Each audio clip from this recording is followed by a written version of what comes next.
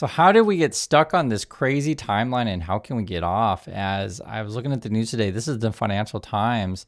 It apparently is that the Trump people want to make as many enemies as possible. Now we're attacking Canada here. Trump officials met group pushing Alberta independence from Canada. All right, let that sink in. So I guess we're interfering with Canadian affairs, encouraging Alberta to be independent. Is that our plan here? Trump officials met with a group pushing Alberta independence from Canada. You got to put this in context. We're threatening Iran here, right? Moving military down there. Trump will say, we got this armada. You got to do what we say.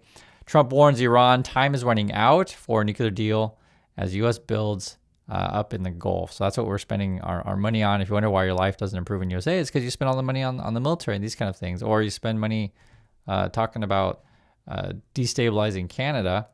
And then today we're also pissing off Italy. I mean, it's like, how many countries can we piss off in the same day? It's like we're going for a record here. ICE at Olympics angers Milan mayor who says agency's images is terrible. Of course it is, right? Like, why are we sending ICE to the Olympics at Italy? Like, what are we doing over there? And then you got this really whacked out stuff. I know, it's like, can you get me more whacked out? The answer is yes. Just when you think they couldn't sing any lower, I mean, they always find ways to do more. Ecuador objects after ICE agent tries to enter Minneapolis consulate. So this is in Minnesota, and we'll watch the video together. It's insane. This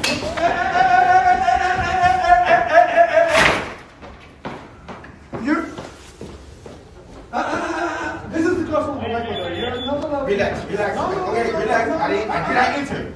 If you touch me, I will grab you. If you touch me, I will grab you. Okay. You can enter. Okay, but don't touch me. Okay. You cannot enter. All right, take go. You cannot enter. This is the consulate. This is the foreign government property. You cannot enter. All right, I'm going to close the door. Bye. Yeah, right here. All right. Yeah. Okay. So that incident right there, that represents everything that the Trump people are doing. So the ICE person saying, if you touch me, I will grab you. And basically what it ends up being is you're instigating stuff, right? You're trying to enter these consulates. You're pissing off other countries. Oh, if you shoot at me, I will, war with you or whatever. And it's like, well, why are you blockading my space here? Like, why are you knocking on our doors and harassing us? Kind of thing. Like, you can't enter these situations. But that's what they're looking to do. They're looking for fights. This is just a good example of, they're trying to say, oh, well, you started it. You touched me. Now I have to grab you, right? But you're like the one who's instigating these things. It's so whacked out. And then I told you guys before, like, we're spending money on Iran. Now we got an estimate on how much we're spending on the National Guard deployments. It says National Guard deployments cost taxpayers almost $500 million. Okay. It's come from a nonpartisan group, and the basic gist of it is $496 million between June and December. So I guess that's the thing. And then they said if you continue to do this stuff, as Trump wants, continuing deployment for the next year could cost the nation over $1 billion. And so, as I always tell you guys, like this is why life doesn't get better in USA, because you just spend all this money on private prisons, spending money on deploying military, going back and forth from Venezuela to Iran. And now I guess we're using resources for this. Now, the Trump people are going to claim that we're not, talking about the Canada situation, but I do want to read the details of this one because this is crazy. It's all crazy. Trump officials met group pushing Alberta independence from Canada. And if you're a Canadian watching this, let me know who are these whacked out people. Okay, we'll go through it. It says the Trump administration has held covert meetings with fringe separatists from Canada's oil-rich province of Alberta as the rift deepens between Washington and Iowa. And of course, it's going to be oil-rich, right? So Trump's threatening Venezuela, Greenland, Iran. They all got oil here. And now Alberta. That's our plan. Leaders of the Alberta Prosperity Project, okay, a group of far-right separatists who want the Western province to become independent. So, of course, they'd want to meet the Trump people. Met State Department officials in Washington. So they went to Washington 3 times since April last year, according to people familiar with the talks. That's at least according to this. 3 times since April. They are seeking another meeting next month. Okay, so this is why it's news. And so they're going for a 4th meeting with state and treasury officials now. So they want money to ask for a $500 billion credit facility to help bankroll the province if an independence referendum yet to be called is passed. Okay, this is big news. So the basic gist of it is that if you've been following this stuff, okay, we're going to bail out Argentina. We're spending money on Venezuela. We need to send military down there to protect the oil fields. That was kind of the Trump plan. Using the military for Iran, saying, hey, we totally have to buy Greenland, right? And threatening Greenland there. And now we're talking about Alberta and it's like funding some sort of independent movement there, $500 billion. And they want to meet, I guess, in Washington probably.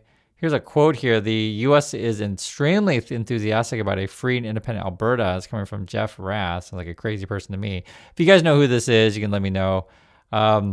He claimed he had, quote, a much stronger relationship with Trump administration than Canadian Prime Minister Mark Carney. State Department this would be the U.S. side. State Department spokesperson says, quote, the department regularly meets with civil society types. As a typical in routine meetings such as these, no commitments were made. So I don't think they're denying the meeting there. That's what it sounds like. White House says administration officials meet with a number of civil society types. So they just reiterate no such support or any commitments was conveyed. Okay. So they're gonna to say that, oh, we don't know about any requests for the money and stuff like that. I mean, literally it says here, it says a person familiar with the Treasury Secretary Scott Bessent, that's the guy who always stutters and such, thinking said, or coughs, he coughs too, thinking said neither he nor any of the Treasury officials were aware of any credit facility proposal and did not intend to engage on this issue. Okay, that's what they say. The person added that no senior Treasury Department official had received a request for a meeting. That's kind of word games though, because you could send one of your underlings to go check it out, right? So it doesn't necessarily mean they're not meeting, because the State Department, White Department don't seem to be denying. They just say, oh, we meet with the phrase they use is civil society types, right? All kinds of them regularly. So they're going for meeting number 4. And if I'm Canada, I'm pissed off. Like, why are you spending resources and such, right? Even taking these meetings at all. So that's what's going on. And then why would you want to join the USA anywhere, go independent? I want to show you guys what's going on in the U.S. economy today as we go through the news. Meta, right? So Facebook, they say, Meta's Mark Zuckerberg gets green light from Wall Street to keep pouring money into AI. So that's their plan. Keep dumping more money into AI. And I think the gist of today was that in their earnings was it's even more spend that they had said before. And you're actually going to see a theme on this. Microsoft is doing the same thing. This is Meta. Microsoft earnings surge is overshadowed by data center spending, right? And then Tesla's also on board with this stuff. So basically, the U.S. economy is based on all of this debt, and the debt's being used to build out data centers. And then I guess our plan is to replace as many people as we can. And so then everything will go to the moon because robots will replace people and work 24/7, and none of us have jobs. But hey, at least some of these companies will be profitable, supposedly. And then I guess we use that money to then funnel it to Alberta so they can become independent and destabilize the world. Is that our plan?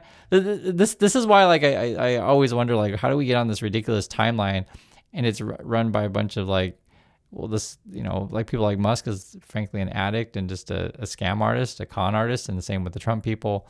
And then I guess they meet with other scam artists and con artists, right, from Alberta or whatever.